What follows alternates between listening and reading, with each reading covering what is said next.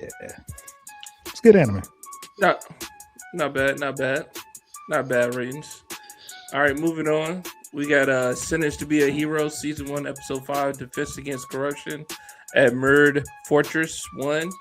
And Episode 6, Defense Against Corruption at Mirrored Fortress 2. Movie. I don't know. Nerd. Like he would just stop his cadence like in the middle of it. Nerd for just one. Yeah, man. Sentenced to be a hero, dude. So, all right. Look, I get the hype around it, man. These last two episodes weren't bad at all. I think it was cool. I can't remember if it was in episode 5. Well, yeah. Well, I got 2 points. I think it was cool when we actually saw humans fighting with the fairies when they was coming to I guess invade the castle. So that was cool to see, but they really didn't expand on why that was happening. And then the second thing that was cool was we finally got to see is his name Ryu? Nah, might be wrong anime. But the main character name Xylo. I said Ryu. Xylo. We got to see his interaction with the goddess, man, and they kind of made that connection when they was about to fight the boss. Again, I wasn't too impressed with the design of the what do they call him again? Demon Lord. Demon, yeah, like I can't even think of the name that they call it because it's not a fucking Demon Lord, man. But anyway, I wasn't too impressed with the design and everything, but I'm glad it just wasn't like a one hit kind of kill type situation, man. So that was cool to see. But again, man, you know what I'm saying? We got flying swords. I do like how they're expanding the story with the other characters that they're introducing, like kind of giving like the backstory of the sniper guy. And so far, man, like King, not King Arthur, but the guy who like acts like King Arthur, he's like runner up to my favorite. But my first favorite character is the Shell dude, man. The dude who's like he don't have no more fucking memories left, bro. But he just a badass and be fucking shit up. Like he's just so primal when he fight, man. Like that's probably like my favorite character in this shit, man. Because it solidifies the fact that if you are a hero for a certain amount of times doing these fucking apparently suicide missions all the times, like he is a benefactor or he's a result of what can happen to these heroes when they keep putting their life on the lines and keep having them to, you know, come back and shit. So I like that they show him and show that in the show. So it's not like, oh, I wonder if the main character is ever going to get to that point. It's like, no, this is what he could end up like, and they're showing it. And a lot of shows don't really do that. You know what I mean? Like you hear about consequences, but you don't really see them unless it's like towards the end of the show, right? But I'm glad he's like a showcase model of shit that can happen wrong. What y'all think about it? All I want to say about your favorite character or whatever, one of the things that weirded me out, like I liked pretty much everything else, but this was an actual knock for me. He screams and causes a dude's head to explode. Okay. I was about to bring that up to you. That was crazy. Fucking crazy. Yeah. That was stupid. Wow. It's part of his sacred skill, man. Everything else, but that. The screaming and causing the dude's head to literally explode was stupid. Like, I mean, I still like the character. I think you're right in like having this character who shows the consequences of like basically what every hero is looking towards. Like that's your fate eventually. Yeah, it might take you a while, but you will eventually get there. Like that's a great way, not only for, you know, It's good for the story because you can use it in multiple ways, but it's also good for just the audience because it really symbolizes, as you were saying, that consequence that's possible there for them. Other than that, I like the fighting's okay. Like as you guys have said, like eventually you just kind of get tired of exploding daggers and swords and shit. It's like it's okay, it's cool. At least they introduced a new thing. We've got this Excalibur weapon, I guess, basically there at the end. But like okay, I guess I don't know. For me, the fighting isn't even really like it's not one of the big perks of this story for me. For me, it's the characters themselves because so far I really enjoy pretty much every hero they've introduced. Even the annoying ones are still like fun and could be like an actual interesting character given the right story. Yeah, they have them. But and then like just the intrigue that's happening around the heroes and in this capital. Like you were talking about how there's humans fighting for the demon lords. I liked that too. The only information we're given, which we do find this out mid-battle, so it makes sense that they don't kind of expand on it. Yeah. But the only information we're given is that there is a group that's willing to fight, is trying to find harmony with the demons. Or the demon blight, or like whatever word you want to use. So, I mean, like, that's cool. It's good, like, good information to have that I hope they expand on later on. But... or not even a but, just like there's all these little pieces that like I'm enjoying seeing, and I'm hoping like they use it. Like they don't keep just doing this like, oh, there's this cool stuff over here, but we're never going to show you that. We're just going to go over here and do this stuff. Like I'm like, okay, this stuff's okay, but I want this stuff that you keep talking about. So that's kind of my thing with it so far. Is like everything's good animation wise. I think it's great.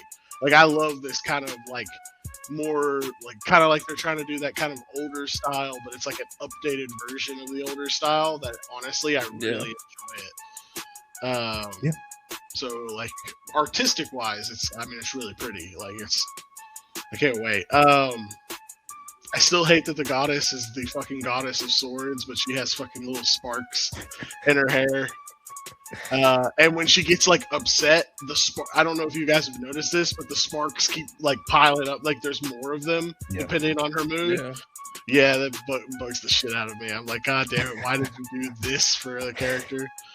But anyway, it's whatever. I really did enjoy the whole like knight and goddess and our main character having like a human moment that was really useful for the story overall.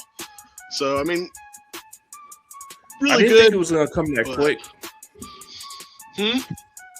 I didn't think it was gonna come that quick. I thought it was gonna. I thought they was gonna like build it up a little bit more. Not saying they have a full connection, but they definitely made one, and I thought they were gonna try to linger that out. Because Xylo's so stubborn, man. Like he's super stubborn. Yeah. I mean, 100%. But I mean, when you face like life and death and all that kind of stuff constantly. You start, making decisions. So I guess that's what they're like trying to use. I was worried when he like wakes up and they talk about how he could have missing memories or something like that. I was like, please don't tell me this fucking goddess bitch is gonna walk out here and be like, hello, my knight, and he's gonna be like, who the fuck are you? I was like, if that fucking happens, I'm gonna be pissed. Like, fuck. Why would you been pissed? I would have been angry as fuck that just as they were making the connection, then it goes away. It would have been annoying. She had to work for it. Really would have had to work for it at that point. But it is what it is. Overall, though, I mean, still very good episodes, and I'm, excited for the next ones, to be honest. Yeah, I mean, I agree with y'all. Partially. Like, you really not watching this for the combat. Like, I really didn't like episode 6 like that. Like, combat to me was all over the place. It didn't really make sense placement wise. None of it made sense, to be honest. Because like, they already done penetrated your main defenses, and now you about to whip out the cannons to take out a couple of the people that's coming at you. Like that should have been the first line.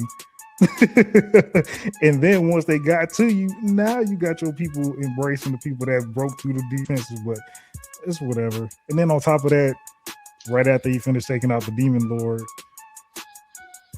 they were supposed to have the poison goddess come through. We didn't get to see what went down with all that because clearly they didn't take out all of the goddess was only supposed to be there for when they died. They weren't supposed to take out the Demon Lord at all. I mean, it was supposed to be a suicide mission. Yeah. They technically went against orders by taking him out. Yeah, they were supposed to die. They were supposed to die. But the amount of blight that was running around outside that tower, just for them to end it all, like once they took out the Demon Lord, that was kind of it didn't fit like the suspense that they was building up for this moment and how everything was going down. Especially once they brought up the humans and shit, it kind of really ended the battle abruptly just because Xylo went unconscious and shit. But I mean, they definitely could have said something like, "Oh, the blah blah blah, like moved in as soon as the Demon Lord was dead," or something like that to try to explain why the battle is just suddenly over with. But they don't say anything like that. It's literally just he goes unconscious in the next scene as he's waking up. So yeah, I mean that's fair. Yeah, because they tried to pull like some bullshit where Dota's coming out of one spot because stole fucking treasure, and they coming after him to steal treasure. Like the people, just because they're after Dota, were gonna fight the Blight too. And then whatever cavalry that I can't remember his name. Whatever cavalry he ended up having come in to also help with the fight.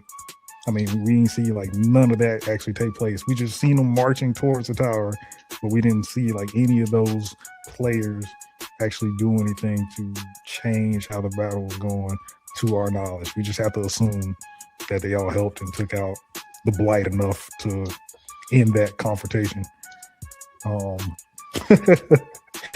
But I mean, other than that, shitty battle scenes, throwing knives, whoop-de-doo. I like the characters. The characters, just like how Friday and Jay Simon said, the characters are really what made me stay, and just to see where the story is going to go and how it's going to go. But I'm definitely not watching it for the fighting. Beautiful animation. It's been consistent. I just leave it at that. Agreed. Fair enough. What y'all want to rate these 2 episodes, man? Honestly, I think I give them both a 7.